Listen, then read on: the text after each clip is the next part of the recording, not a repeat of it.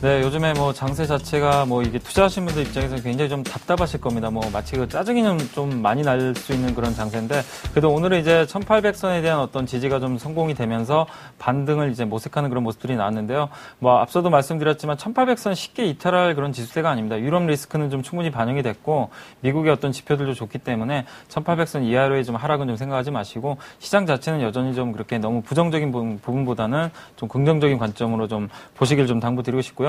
오늘은 제가 이제 그동안은 좀 업종에 대해서 좀 그동안 좀 계속해서 설명을 해드렸는데, 오늘은 좀 시황 부분이 좀 중요할 것 같아서 한번 시황에 대해서 좀 간략하게 한번 말씀을 좀 해드리겠습니다. 그래서 블랙박스 한번 제목부터 살펴보고 말씀을 해드리겠습니다.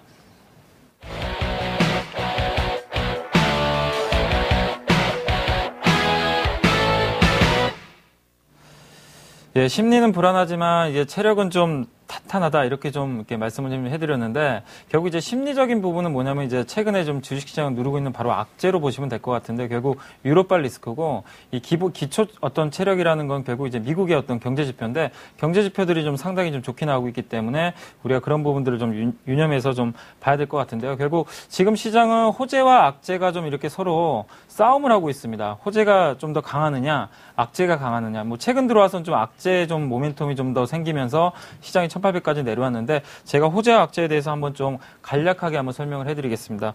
먼저 호재 같은 경우는 역시 그 앞서 말씀드린 대로 미국의 어떤 경제 지표 호재라고 좀 볼 수가 있겠는데, 상당히 그 지표가 좀 좋게 나오고 있죠. 고용이라든가 뭐 제조업 지수도 좀 상당히 좀 좋게 나오고 있기 때문에, 그런 부분에서 좀 미국 경제에 대한 어떤 그 불안감이 상당히 좀 해소가 됐다, 이렇게 보시면 되겠고, 또 거기다가 이 최근에 나오고 있는 어떤 그 중국의 어떤 물가 지수 자체도 상당히 그 상승률이 둔화되면서, 중국도 결국 이제 그동안 이제 계속해서 성장률을 누르기 위해서 긴축 정책을 좀 펼쳤는데, 이제는 좀 이런 부분들이 해소돼서 중국도 좀 성장 가도를 다시 한번 달리는 거 아니냐 하는 이제 그런 기대감들도 있습니다. 그래서 이런 어떤 기본적인 어떤 그 펀더멘털에 관련된 부분들이 시장에 좀 최근에 호재로 좀 작용하고 있다, 이렇게 좀 말씀을 좀 드리고 싶고요. 악재는 역시 그 심리적인 부분인데, 역시 그 유로발 리스크입니다. 유로발 리스크가 지금 해소가 좀 되나 싶으면 다시 한번 또 이렇게 악재가 좀 그 확대 재생산되면서 시장을 좀 압박을 하고 있는데, 뭐 그리스가 해소되나 했더니만 또 갑자기 이탈리아가 튀어나오고, 또 이탈리아가 해소되나 싶었더니 갑자기 또 스페인,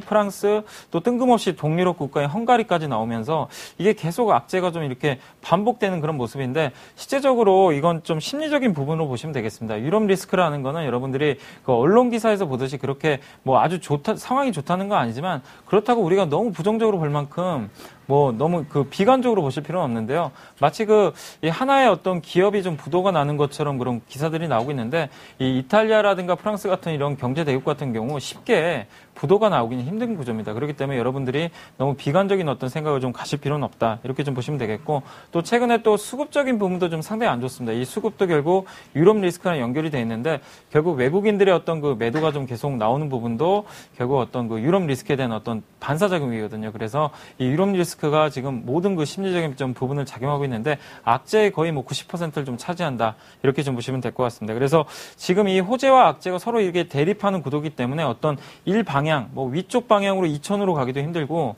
1800을 좀 깨면서 급나가는 그런 그 하락도 나오기 힘든 그런 어떤 그 박스권 장세가 좀 당분간 지속이 좀 될 수밖에 없다, 이렇게 좀 해석을 하시길 좀 바라겠고요.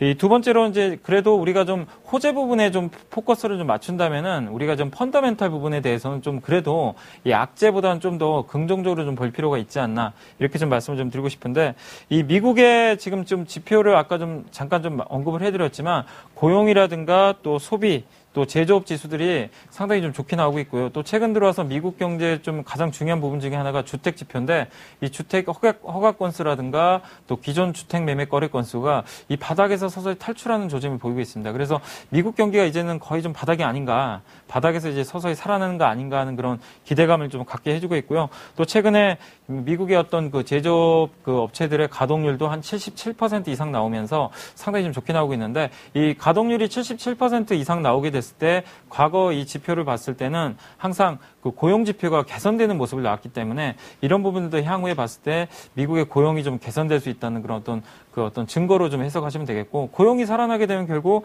미국의 어떤 그 가게들의 어떤 소비 여력이 늘어나기 때문에 그런 부분을 봤을 때는 미국의 어떤 GDP도 앞으로 좀 계속 개선될 가능성이 있습니다. 그래서 이런 부분들이 상당한 좀 호재로 우리가 좀 작용할 수 있다 이렇게 보시면 되겠고요. 또 미국의 어떤 기업의 이익들도 지금 최근에 좀 상당히 좀 불안할 것이다라는 건 전망들이 나왔는데 막상 뚜껑을 열어봤더니 10% 이상 좀 증가하면서 상당히 좀 양호한 모습들을 좀 보여주고 있습니다. 그래서 미국 기업들에 대한 어떤 그 이익 부분도 우리가 좀 크게 우려할 필요가 없다 이렇게 말씀을 드리고 싶고, 또 금리적인 어떤 측면을 봤을 때도 이 미국뿐만이 아니라 좀 브라질, 호주, 또 이제 최근에 중국까지 이 저금리 정책 기조로 좀 서서히 전환되는 어떤 그런 시그널들이 나오고 있기 때문에 이 저금리로 결국 전환이 된다는 거는 경기 부양을 하겠다는 얘기 아닙니까? 그래서 이 경제 성장률을 높이겠다는 그런 의지이기 때문에 앞으로 그 미국이라든가 전 세계 경기가 회복될 가능성은 좀 어느 때보다 좀 높아졌다. 이렇게 좀 말씀을 좀 드리고 싶고요. 이 유럽발 리스크가 아직까지는 좀 주가의 발목을 잡고 있지만 이런 앞서 말씀드린 미국의 어떤 경제지표 호전, 또 저금리 기조 정책을 좀 밑바탕으로 좀 봤을 때는 결국 이 리스크가 해소가 된다라면은 2,000포인트까지 주가가 연말에 올라가는 것은 그렇게 어렵지 않기 때문에 우리가 좀 역시 좀 앞으로 좀 눈여겨봐야 될 거는 그 유럽의 리스크가 좀 어느 정도 완화되느냐, 그 부분이 좀 상당히 좀 중요하다 이렇게 좀 말씀을 드리고 싶습니다. 자, 마지막으로 좀 전략을 좀 말씀을 해드리고 싶은데요. 일단 1800선 초반부까지 좀 내려온 상태인데 좀 적극적으로 여기선 좀 모아가자 이렇게 말씀을 해드리겠습니다. 지금 박스권 하단부기 때문에 매수하시는 데 있어서 좀 부담을 가지실 필요는 좀 없다라고 좀 말씀을 좀 드리고 싶고요. 역시 그 매수를 만약에 한다라면은 4분기 실적이 좀 좋아지는 종목을 좀 중심으로 하셔가지고 여러분들이 좀 비중을 좀 확대하시는 그런 전략이 좋겠습니다. 아무래도 4분기 좀 실적 모멘텀이 떨어지는 기업들 같은 경우는 시장에 올라간다 하더라도 그 기관이나 외국인들의 선택을 받기가 상당히 좀 어렵기 때문에 4분기에 좀 기업 이익이 좀 증가할 수 있는 그런 기업들로 여러분들이 좀 압축하시면 좋겠는데, 여기 나온 대로 그 SK 이노베이션하고요, LS, 또 앞서도 설명해드렸지만 실리콘웍스, 또 제가 지난번에 그 말씀드렸던 그 피팅 3인방 업체 중에서 역시 하이로코리아, 이런 회사들 같은 경우는 지금 3분기 실적이 뭐 그렇게 좋은 편은 아니었지만 4분기에 실적이 좀 상당히 개선될 것으로 좀 예상이 좀 되고 있기 때문에 이런 기업들 최근에 보면 또 수급도 좀 상당히 양호한 편입니다. 그래서 이런 그 4분기 실적 호전도에 대해서 여러분들이 관심을 좀 가지시고 좀 이런 지금 1800선 초반까지 내려온 이런 구간에서 비중을 좀 적극적으로 확대하는 그런 전략을 좀 말씀드리고 싶습니다.